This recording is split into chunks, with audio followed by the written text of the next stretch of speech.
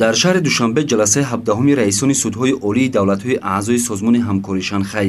баргузор гардид. дар кори ҷаласа раисони судҳои олии ҷумҳурии Тоҷикистон, Ҳиндустон, Қазоқистон, ҷумҳурии халқии Хитой, Қирғизистон, ҷумҳурии исломии Покистон, Федератсияи Россия, Узбекистон, Беларус, ҷумҳурии исломии Эрон, намояндагони давлатҳои нозир ва ҳайати ҳамроҳонашон иштирок ва суханронӣ намуданд.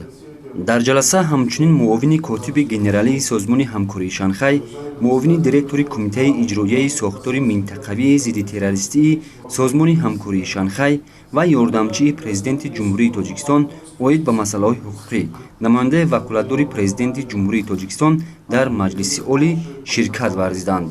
ҷаласаро бо сухани ифтитоҳӣ раиси суди олии ҷумҳурии Тоҷикистон Шермуҳаммад Шоҳиён ҳусни оғоз бахшида, оиди муҳимияти ҳамкориҳо миёни давлатҳои аъзои созмони ҳамкории Шанхай ва моҳияти мавзӯъҳои баррасишаванда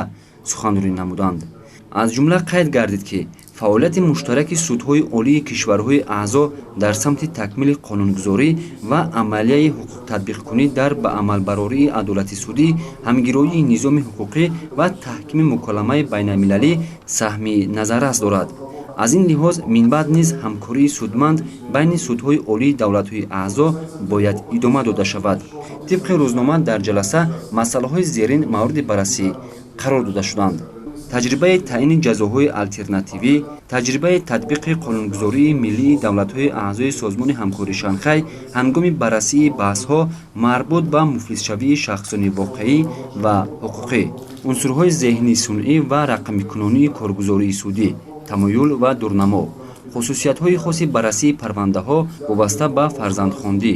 таҷрибаи давлатҳои аъзои созмони ҳамкории Шанхай оид ба парвандаҳо марбут ба киберҷиноятҳо, адолати маъмурӣ дар Қазоқистон, инчунин ташаккул ва рушди мурофиаи судии маъмурӣ дар Федератсияи Россия баррасӣ шуданд. сипас раисони судҳои олии давлатҳои аъзои созмони ҳамкории Шанхай,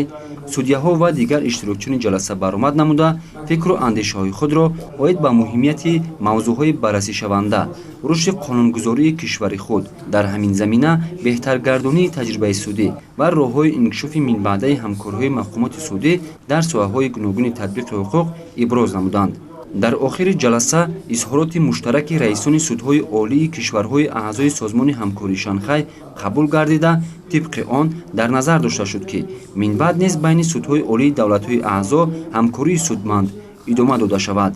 маврид ба зикр аст, ки баргузории ҷаласаҳои мазкур ва рушди ҳамкориҳо миёни мақомоти судии кишварҳои аъзои созмони ҳамкории Шанхай имкон медиҳад, ки қонунгузории миллӣ ва раванди ислоҳоти судиву ҳуқуқии кишварҳои аъзо таҳким ёфта, ҷиҳати шиносоӣ пайдо кардан аз таҷрибаи судӣ ва татбиқи амалияи мусбии ҳамдигарӣ дар самти ҳифзи ҳуқуқ ва озодиҳои инсону шаҳрванд дар ҷомеа